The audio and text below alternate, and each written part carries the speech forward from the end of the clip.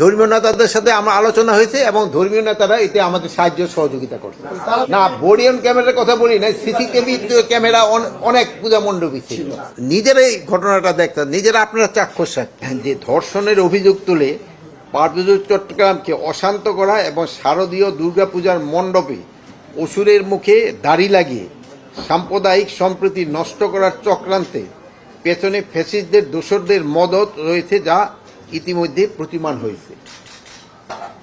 একটি পার্শ্ববর্তী দেশ দুর্গাপূজার প্রতিমা তৈরি করার সময় আমাদের মাননীয় প্রধান উপদেষ্টাকে যেভাবে নিন্দনীয়ভাবে উপস্থাপন সংবাদ পাওয়া গেছে এবং অসুরের মুখে দাড়ি দেওয়ার কাজটির মধ্যেও তারই যোগসূত্র দেখা যাচ্ছে।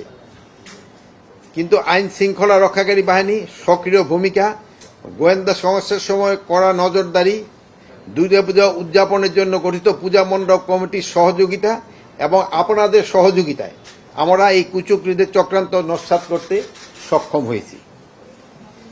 যে ধর্ষণের ঘটনাটি এত তুলকামাল কাণ্ড হয়েছে, মেডিকেল রিপোর্টে সেই ধর্ষণের কোনো আলামতেই পাওয়া যায়নি।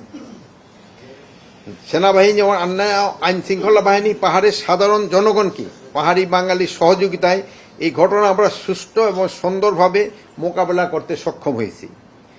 ইতিমধ্যে পার্বত্য এলাকার অবরোধ ও 144 ধারা প্রত্যাহার করা হয়েছে। ফ্যাসিস্ট ও তাদের সহযোগীরা কয়েকটি পূজা মণ্ডপে অসুরের মুখে দাড়ি লাগিয়ে ধর্মীয় বিভেদ এবং সাম্প্রদায়িক উস্কানি ও সহিংসতার সৃষ্টির পায়তারা করেছিল। এই ঘটনায় কিছু ফ্যাসিস্ট বুদ্ধিজীবীদেরও ইন্ধন ছিল, কিন্তু তাদের সেই ষড়যন্ত্র সফল হয়নি।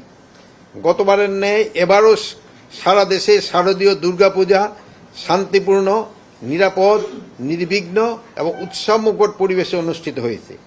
সেই জন্য আমি সেনাবাহিনী এবং বিভিন্ন আইন শৃঙ্খলা বাহিনী, রক্ষাকারী বাহিনী, সর্বোপরি সকল সাধারণ জনগণকে আন্তরিক ধন্যবাদ জানাচ্ছি।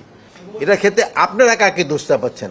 আপনার প্রতিক্রিয়া কি? আপনি একে বাংলাদেশি হিসাবে এটা আপনারা দেখতেছেন, আপনারা তো উনি কি বললো ওইটা না, যেহেতু আপনারা কিন্তু নিজেরাই ঘটনাটা দেখতেন, নিজেরা আপনারা চাক্ষুষ সাক্ষী, তো ওনার উদ্ধৃতি দিয়া তো আমাদের কোনো কিছু নেই। আপনারা যেটা দেখছেন আপনারা ওইটা লিখতেছেন এবং জনগণ আপনাদেরটাই বেশি বিশ্বাস করবে। এটা হয়তো আপনারা আরো ভালো বলতে পারবেন। আমরা আমরা এই আপনাকে প্রশ্নটা পেলাম, তো আমরা এখন অনুসন্ধান করে দেখে হয়তো উত্তর দিতে পারবো। 793টা মণ্ডপে প্রত্যেকটা ক্ষেত্রে জিডি করা হয়েছে, ইনভেস্টিগেশন চলতেছে। এবং আপনারা জানেন যে 17টা না পূজা মণ্ডপ ভাঙ্গাচুর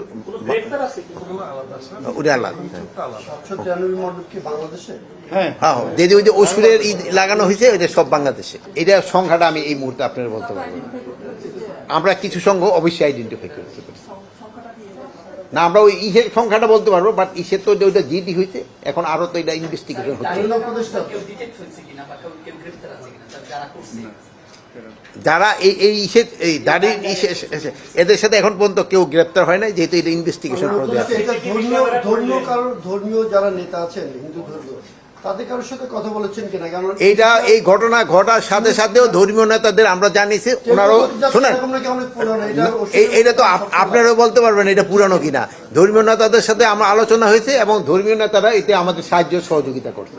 না, বডি অন ক্যামেরার কথা বলি না, সিসিটিভি ক্যামেরা অনেক পূজা মণ্ডপই ছিল, যারা করছে তারাই তো করছে। এটা কে কি বলছে? প্রধান উপদেষ্টা যদি কোনো কিছু বলে থাকে ওই ব্যাপারে আমার কোনো কমেন্ট নেই। এই নির্বাচন ব্যাপারে আপনারা এইগুলি নির্বাচন কমিশনে জিজ্ঞেস করেন।